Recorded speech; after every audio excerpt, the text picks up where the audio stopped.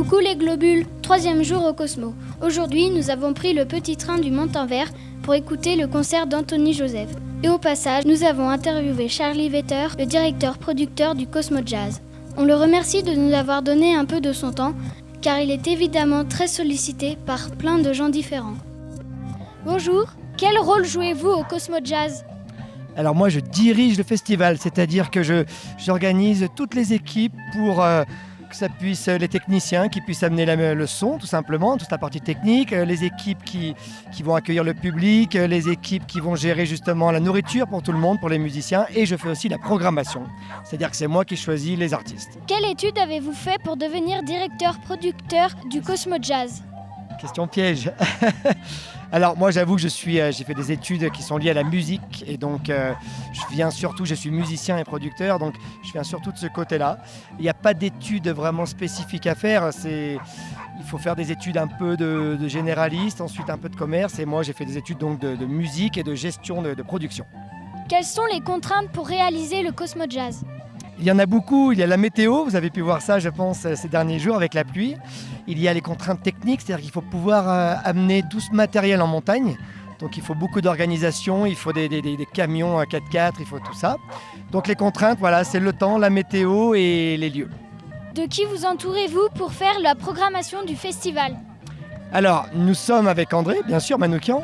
Et puis avant, il y avait Karine Zuber qui était l'initiatrice du festival avec André, qui gérait toute la programmation. Donc on échange beaucoup sur nos passions, sur les groupes qu'on aime.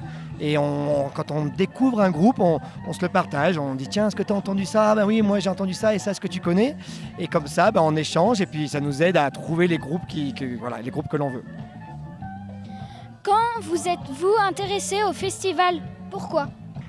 Alors, c'était il y a 4 ans, peut-être, ou 5 ans, parce qu'une amie travaillait justement avec Karine et André Manoukian sur le festival, et puis m'en a parlé, et m'a dit tiens, il cherche quelqu'un pour étoffer l'équipe, et du coup, elle pensait à moi, mon profil était assez intéressant pour ça, donc je les ai rencontrés. Et le pourquoi je me suis intéressé, parce que c'est magique, parce que c'est un festival magique dans la montagne, avec des gens extraordinaires, un public extraordinaire, avec plein de choses qui se passent. Et du coup, pour moi, c'est plus intéressant que certains festivals en ville. Est-ce que vous jouez d'un instrument ? Alors oui, je joue du piano, synthétiseur, et puis un peu de guitare aussi. Vous êtes producteur du Cosmo. Est-ce que c'était un rêve d'enfant de faire cela ? Oui, c'est une passion, c'est quelque chose que j'aimais énormément. Je ne savais pas si j'allais pouvoir travailler dedans et en fait, voilà, j'ai suivi ce qu'il fallait faire en études pour devenir musicien, producteur. Et puis ça m'a amené donc à produire des concerts et pas seulement de la musique. En dehors du Cosmo Jazz, que faites-vous ? Beaucoup de choses. Je compose des musiques de films aussi, de documentaires, de publicités. J'ai un studio en fait à Paris aussi, un studio de musique. Et puis voilà, le Cosmo Jazz prend beaucoup de temps en organisation. Est-ce que votre société vous a rapproché du Cosmo Jazz ? Ma société. Le métier que vous faites en dehors. Ah oui, pardon, ça m'a rapproché bien sûr parce que c'est un métier de production, donc j'enregistre des artistes en fait toute l'année, donc j'en découvre, je discute avec eux et une fois que je les ai enregistrés, souvent j'ai envie de les voir jouer en live, j'ai envie de les partager surtout avec d'autres gens pour leurs concerts. Est-ce que vous avez eu une anecdote avec l'un des artistes ? Une anecdote, qu'est-ce qu'on pourrait raconter ? Ce qui a été beau, c'était un concert l'année dernière, il y a 3 ans, au bord du glacier d'Argentière, avec des Cubains qui n'avaient jamais vu un glacier, tout simplement.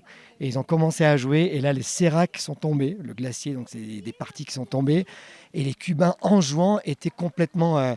c'était surréaliste pour eux. C'était la première fois qu'ils voyaient ça pendant leur concert. Donc c'était un moment très, très fort, très marrant. Merci beaucoup. Merci. Merci.